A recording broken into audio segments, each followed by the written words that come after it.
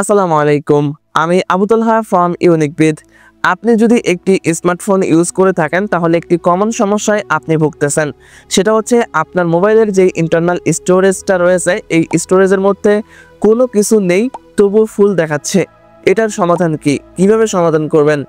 আজকের এই ভিডিওতে আমি আপনাদের মাঝে বেশ কয়েকটা মেথড শেয়ার করব, যেগুলো অ্যাপ্লাই করে আপনারা খুব সহজেই এই সমস্যাগুলো থেকে সমাধান নিতে পারবেন খুব সহজে।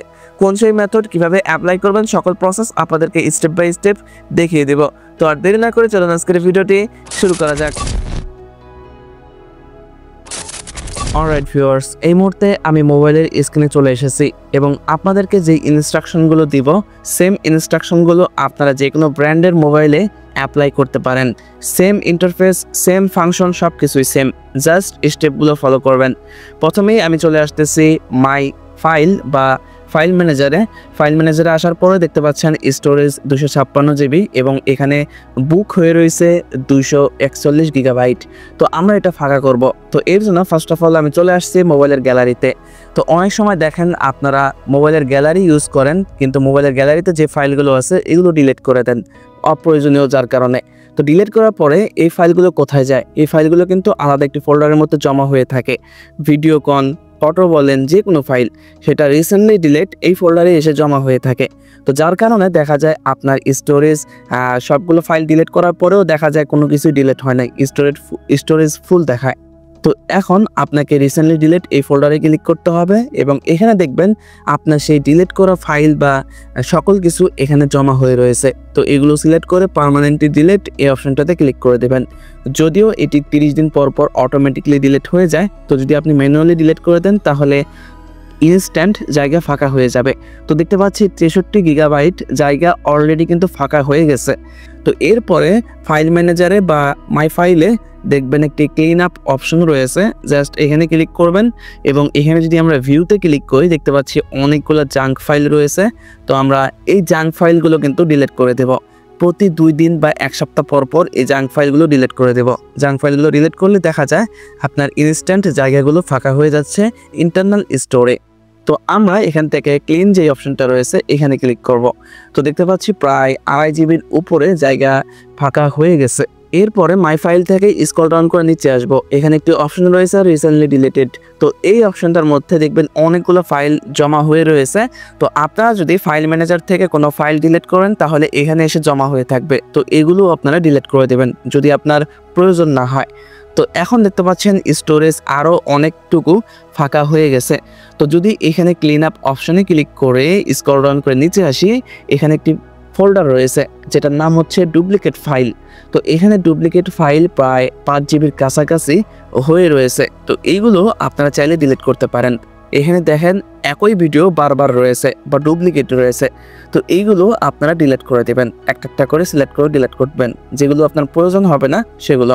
তো আপনারা চাইলে এখানে উপরে একটি স্মার্ট ফিল্টারিং অপশন দেখতে পাচ্ছেন, এখানে ক্লিক করলে এটা অটোমেটিকলি ফিল্টার হয়ে এটা সিলেক্ট হয়ে যাবে যে আপনার ডিভাইসে কতগুলো ডুপ্লিকেট ফাইল আছে। তো দেখতে পাচ্ছি এখানে প্রায় 2.5 জিবির কাছাকাছি ডুপ্লিকেট ফাইল আছে, আমরা চাইলে এগুলো ডিলিট করে দিতে পারবো। দেন এরপরে মোস্ট ইম্পর্টেন্ট যে বিষয়টা সেটা হচ্ছে আপনারা যখন কোনো অ্যাপ আনইনস্টল করেন সেই অ্যাপটা ট্যাপ করে ধরে জাস্ট আনইনস্টল অপশনে ক্লিক করে আনইনস্টল করে দেন। এতে দেখা যায় সেই অ্যাপটার যে ক্যাশ ডাটা বা যে ফাইলগুলো আছে এগুলো আপনার ইন্টারনাল স্টোরেজে থেকে যায়। যার কারণে দেখা যায় এইভাবে যখন আপনি কন্টিনিউয়াস অনেকগুলো অ্যাপ ইনস্টল করবেন, ইউজ করবেন এবং সেগুলো প্রয়োজন না হলে যখন আনইনস্টল করে দেবেন সেই ফাইলগুলোর ডেটাগুলো থেকে যায়। তো এইখানে আপনারা দেখতে পাচ্ছেন স্টোরেজ ইউজেস যে অপশনটা রয়েছে, এখানে ক্লিক করলে দেখবেন যে ক্যাশ ডাটা আছে এইটা দেখাচ্ছে। এই দেখেন স্টোরেজ ইউজেস যে অপশনটা রয়েছে, এখানে ডেটা এখানে 358 মেগাবাইট দেখাচ্ছে। তো যদি আমরা ক্লিয়ার ডাটাতে ক্লিক করি তাহলে এই 358 মেগাবাইট এটা ডিলিট হয়ে যাবে ইন্টারনাল স্টোরেজ থেকে। তবে অবশ্যই এখানে মনে রাখবেন প্রত্যেকটা অ্যাপ আনইনস্টল করার আগে স্টোরেজ ইউজেস এই অপশনটাতে ক্লিক করে ক্লিয়ার ডাটাতে ক্লিক করে ডাটাগুলো ক্লিয়ার করে নেবেন, তাহলে ইন্টারনাল স্টোরেজ জায়গাগুলো ফাঁকা হয়ে যাবে। তবে একটা বিষয় লক্ষ্য রাখবেন, সেটা হচ্ছে যদি সেই অ্যাপটার মধ্যে কোনো ধরনের অ্যাকাউন্ট লগ ইন থাকে বা সেই অ্যাপটার ভিতরে কোনো ধরনের ভিডিও ডাউনলোড করা থাকে, লাইক আপনি ধরেন ইউটিউবে কোনো ভিডিও ডাউনলোড করলেন ইউটিউব অ্যাপের ভিতরে, যদি আপনি ইউটিউবের ক্যাশ ডাটা ডিলিট করে দেন তাহলে কিন্তু সেই ভিডিওগুলো ডিলিট হয়ে যাবে। তো এই ক্ষেত্রে আপনাকে কিন্তু এই বিষয়গুলো লক্ষ্য রাখতে হবে। এরপরে আমি ফাইল ম্যানেজারের মধ্যে চলে এসেছি এবং সার্চ করব হোয়াটসঅ্যাপ। তো হোয়াটসঅ্যাপ লিখে সার্চ করার পরে হোয়াটসঅ্যাপের যে ফোল্ডারগুলো রয়েছে সকল ফোল্ডারগুলো চলে আসছে। বিশেষ করে এখানে ইমেজ, ভিডিও এবং ডকুমেন্ট, এই 3টা ফোল্ডার যে ফাইলগুলো আছে এগুলো আমরা ডিলিট করব। যেই ফাইলগুলো আমরা সেন্ড করেছি অন্য একজন ইউজারকে। দেখা যাচ্ছে অনেক সময় আমরা বিভিন্ন ইউজারকে বা বিভিন্ন আমাদের যে বন্ধুবান্ধব আছে তাদেরকে বিভিন্ন ফাইল সেন্ড করি আমরা, ফটো, ভিডিও এবং বিভিন্ন ডকুমেন্ট। তো হোয়াটসঅ্যাপের একটা বিষয়, সেটা হচ্ছে হোয়াটসঅ্যাপের যে সার্ভারটা, এটা কিন্তু হোয়াটসঅ্যাপের কোনো অফিসিয়ালি সার্ভার নাই। তো এটা আপনার মোবাইলের যে ইন্টারনাল স্টোরেজ হোয়াটসঅ্যাপের, এই স্টোরেজ ইউজ করে থাকে। তো এই ক্ষেত্রে দেখা যায় আপনার যে ফাইলগুলো আপনি সেন্ড করবেন যে কোনো ইউজারকে, সেগুলো আপনার ডিভাইসেই আজীবন থেকে যায় যতক্ষণ না আপনি ডিলিট করেন। তো এইভাবে আপনার যে ফাইলগুলো আপনি সেন্ড করেছেন ইউজারদেরকে, সেগুলো খুঁজে খুঁজে এগুলো ডিলিট করে দেবেন। তো এইগুলো ডিলিট করার পরে দেখবেন আপনার মোবাইলটা আগের থেকে অনেক হালকা হয়ে গেছে এবং স্টোরেজ অনেকটুকু ফাঁকা হয়ে গেছে। তো 174 জিবি স্টোরেজ আমাদের অলরেডি বুক ছিল। বা এখন আমি যদি এই ফাইলগুলো ডিলিট করে দেই, হোয়াটসঅ্যাপে যে ফাইলগুলো আছে এগুলো ডিলিট করার পরে দেখবেন স্টোরেজ আরও 5 থেকে 6 জিবি কমে গেছে বা স্টোরেজ ফাঁকা হয়ে গেছে। তো দেখেন এখানে 174 জিবি ছিল, এখন দেখেন প্রায় 6 জিবি খালি হয়ে গেছে।